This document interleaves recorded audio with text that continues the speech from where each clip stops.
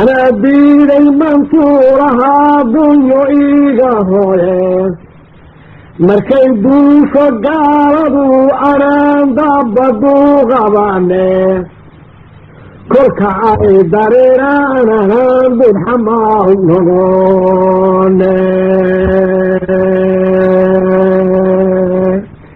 ذهبتي وعلي وعلي بابي يوغبايا دقالكي ثاني وحشرو بالبكو وهايا دردور على فردو سادنا دونتو هايا wuxuu lahaa sida bini aadankuba u leeyahay qof kasta oo basharihi wuxuu leeyahay taariikh qayb togan oo wanaagsan iyo qayb taban labadaba uu leeyahay Said Maxamed Cabdulla Xasanna sidaas uu ahaa waqtiga uu daraawish sameeyay halgamaab ahaa wuxuu la dagaalamayay gaaladii waliba Ingiriiska ee markaa wadanka joogtay ina shixiri oo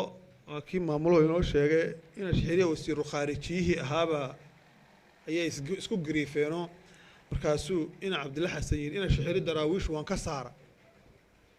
markaasa ina shixirna warqad soo qoran markaasuu ina Cabdulla Xasan ana saalixiyaan ka saara wuxuu inoogu jiray ina Cabdulla Xasan maanta wuxuu inoogu jiray inaga hal leyd group oo ka baxa Afrika oo taariikhda ku jira waayo world history ku jira waxa weeyaan ama maadmulla ha u bixiyaan ama hogaamiyihii dhulbaahanta ha u bixiyaan ama waxay doonaan ha u bixiyaan laakiin Cabdulla Xasan waa shabac taariikheed waxa jirtay marka qaarkood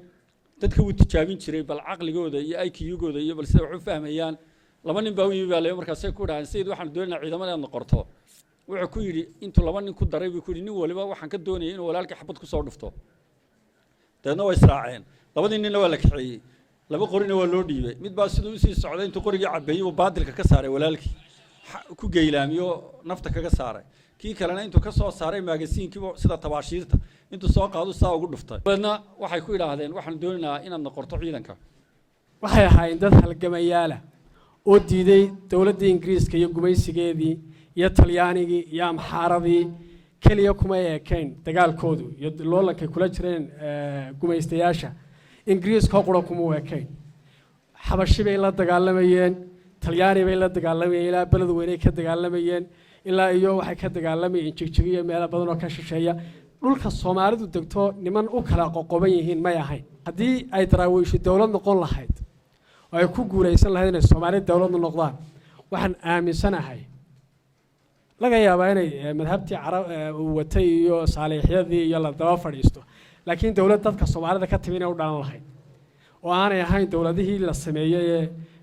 gaaladii inoo sameysay Hargeysa laga sameeyay Muqdisho laga sameeyay markii dambana qaaray sidan wali si yihiinoo wali aynu xiranahay shaarkii la inoo xiray dadna waxa la yiri sayid barni Sheekh Cabdulle ayaa jirta iyo dhaxday buu qamaan baa warqamaan oo marhuba warqamaan waad ridoodo oo gabadha waxa weeye meher kuma hayay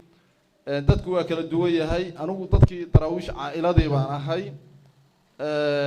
runtii marka la yaado da'da marka laga yimaado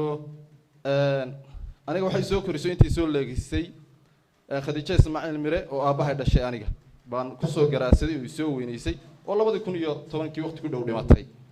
marka in badan baan iyadana markaan garaasaday aan wax ka qoray daraawish wax ka baaray oo waan soo gaadhay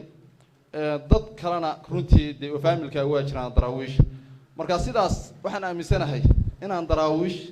kaga mid ahay haddii aan ka xoogaa dhaliil loo jeedinayo waa qaraacmaya marka